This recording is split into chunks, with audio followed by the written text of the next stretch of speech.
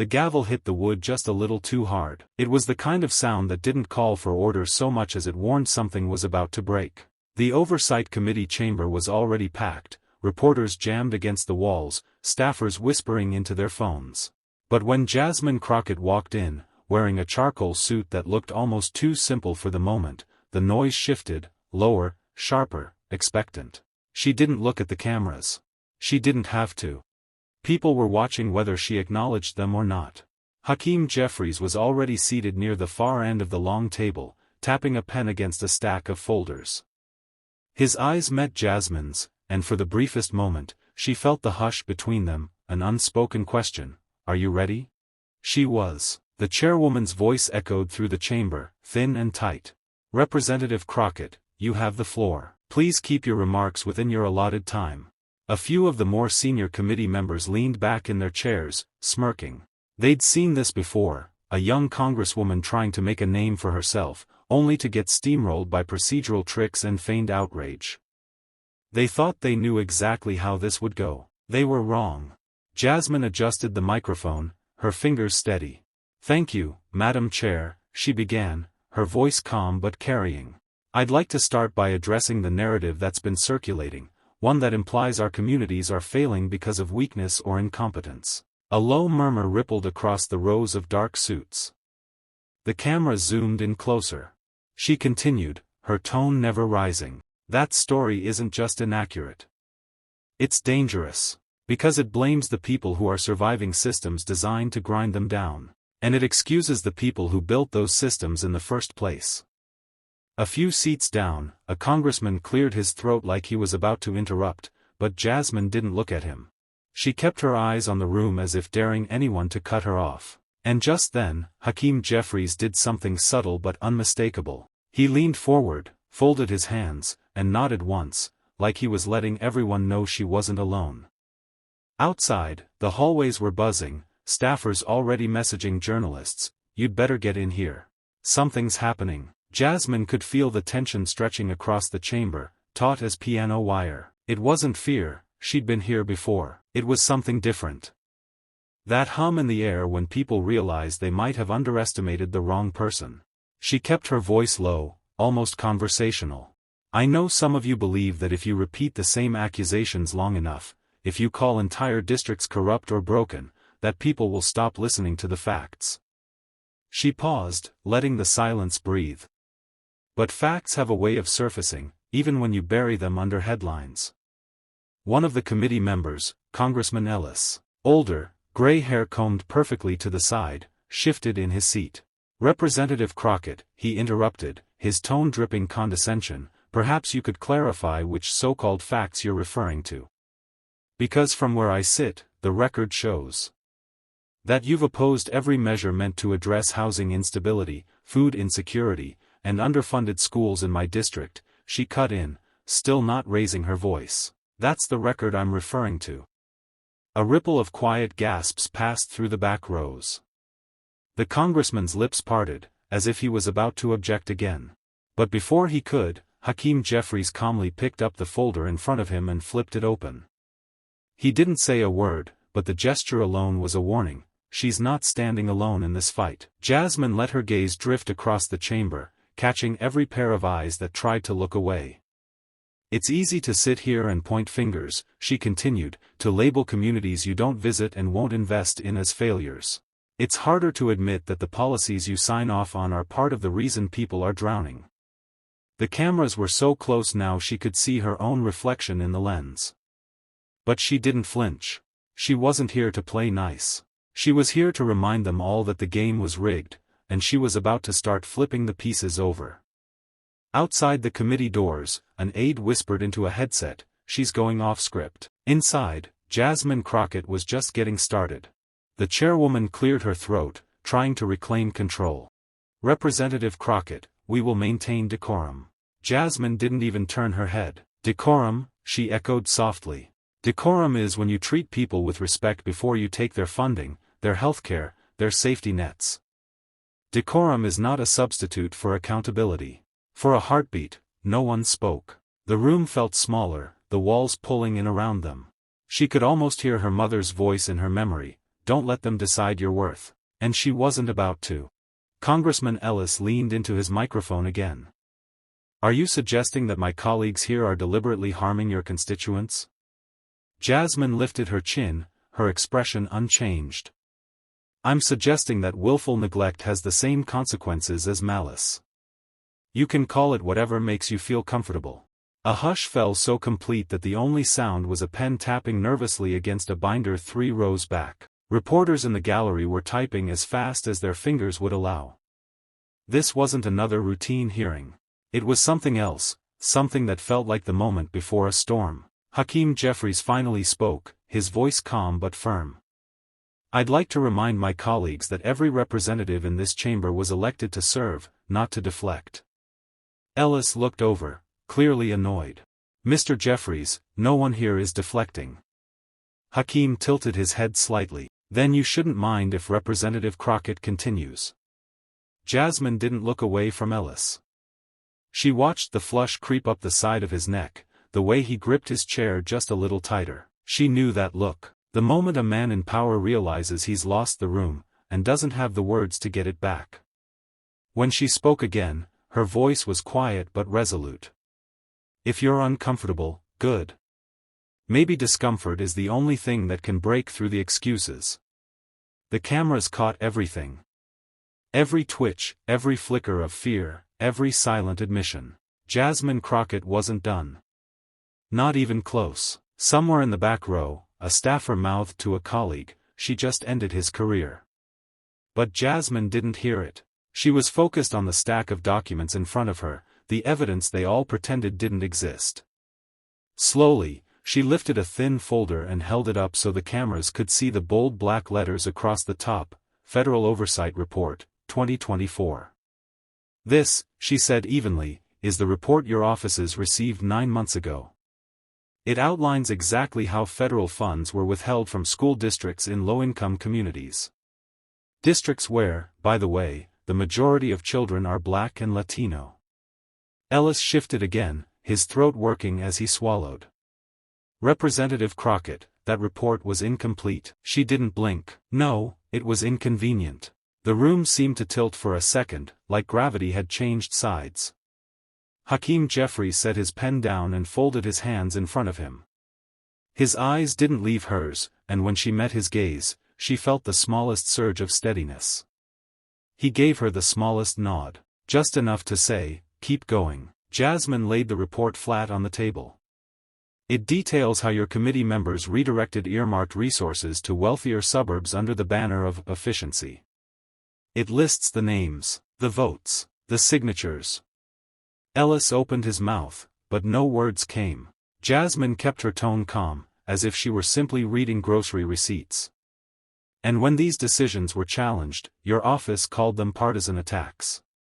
You buried the evidence under procedural motions and press statements. But you never denied it, because you knew it was true. A ripple of unease rolled through the chamber. The kind of collective realization that no amount of spin could erase what had just been said. She drew in a breath, steady as she'd been since the first word. I didn't come here to play a part in your pageant. I came here because the people you overlook still believe someone should speak up for them. For the first time all morning, no one dared to interrupt her. Jasmine could feel the hush deepening, like the room itself was holding its breath. In that moment, she realized the power didn't belong to the committee chairs or the gavel or the press releases. It belonged to whoever was willing to say what everyone else was too careful to admit. She leaned forward just enough that her voice carried without force. I know you think this is politics, she said, her tone softer now, almost regretful. But it's not. It's survival. When a child has to study by flashlight because her family can't afford the power bill, that's not a talking point. That's a reality you don't have to live in. A few seats away, a congresswoman shifted uncomfortably. Jasmine watched her eyes drop to the table, like she couldn't stand to hold the gaze of someone who refused to look away. Hakeem Jeffries hadn't moved. He was listening with that same quiet intensity, the kind that didn't need applause or posturing. Just presence. Jasmine went on, her voice steady. You ask why we demand more funding, more oversight, more accountability. You call it entitlement. I call it repair. Ellis finally found his voice, but it was brittle. Representative Crockett, no one is questioning that poverty is a challenge. But you can't expect federal dollars to fix every problem in your district. She looked him dead in the eye. You're right, money doesn't fix everything. But starving communities of resources guarantees nothing will improve. She paused, letting the weight of the words fill the space. And when you sit in these seats, using your authority to blame the victims of the policies you helped write, that's not leadership. That's cowardice. A staff or two rose back, stifled a gasp. Another scribbled a note, his hand shaking just enough to betray how rattled he was. Jasmine didn't blink. She'd waited too long, seen too much, to soften the truth now. And at the far end of the table, Hakeem Jeffries finally spoke again, voice low but resonant. Yield the remainder of my time to Representative Crockett. The chairwoman hesitated, clearly unsure. Mr. Jeffries. He didn't look away from Jasmine. She's earned it. And in that instant, everyone knew the ground had shifted. The chairwoman's mouth opened like she might object, but no words came. For a moment, the gavel was just a piece of polished wood, stripped of any power to silence the truth hanging in the air. Jasmine let herself exhale, but only once. She didn't have the luxury of relief. Not yet. She turned her attention back to the room. Since you've given me this time, she said, her voice even, let's make sure we don't waste it. She reached for the second folder, thicker than the first, bound with a single red rubber band, and set it carefully in front of her. This is a record of every constituent complaint my office has received in the past 6 months. Hundreds of calls and letters from families, veterans, and seniors who have been ignored by the very agencies we oversee. Ellis shifted, his hand twitching like he might lunge for the microphone again, but he stayed silent. Jasmine didn't look away. I want their names in the record. I want their stories in the record. Because when you pretend these problems are abstract, when you reduce them to budget lines and policy memos, you erase the people living inside them. She flipped the folder open, letting the first few pages slide across the table. The sound was quiet, barely more than a whisper of paper, but it landed like a thunderclap. The woman who called 3 times because her dialysis was interrupted by power shutoffs. The single father whose eviction notice came the same week his daughter was diagnosed with leukemia. The retired teacher living on a fixed income who's been rationing insulin because the paperwork keeps getting lost. Her voice didn't waver. If anything, it grew calmer, colder, sharper. I'm not here to win points. I'm not here for your approval. I'm here because I remember what it felt like to watch my own mother choose between groceries and rent. I'm here because some of us never got to forget. Across the table, Hakeem Jeffries was silent, but the way he looked at her said everything. He knew exactly what she was doing, and he wasn't about to interrupt her momentum. In that moment, Jasmine Crockett realized she had the floor not because someone had allowed it but because she had claimed it. And she wasn't finished. Someone coughed nervously near the back, but no one dared to speak. The camera zoomed in even tighter, catching every flicker of emotion across Jasmine's face. She didn't give them any. Her expression was composed, her shoulders squared, her gaze locked forward. This chamber likes to pretend that what happens here is above real life, she said quietly. That these decisions are intellectual exercises. That the people on the other end of them are too far away to feel. She paused, breathing once, slowly. But I'm here to remind you, every vote, every delay, every time you posture for the cameras instead of doing your job, someone pays for that. Someone loses their heat. Someone loses their home. Someone loses a little more faith that this country gives a damn about them. She saw Ellis swallow hard, and she didn't look away.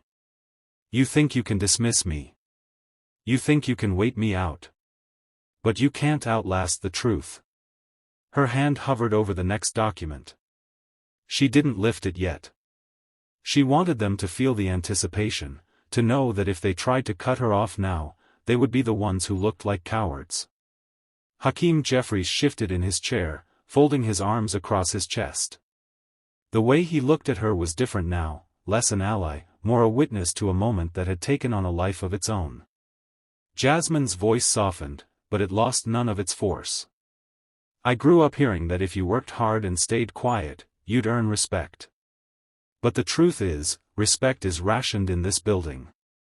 And some of us are done waiting for our share. No one interrupted her. No one dared. For the first time since she'd begun speaking, Jasmine allowed herself to look up at the rows of cameras and reporters, the silent audience holding its breath. "This is your record," she said. "I hope you're proud of it." Her hand finally dropped to the next folder, and the room seemed to lean in all at once. She was about to turn the knife. Jasmine slipped the final folder free from the stack, her fingers precise, deliberate. She didn't rush. If they were going to pretend she was just another politician playing for a headline, she would show them what it looked like when the truth didn't need performance to land.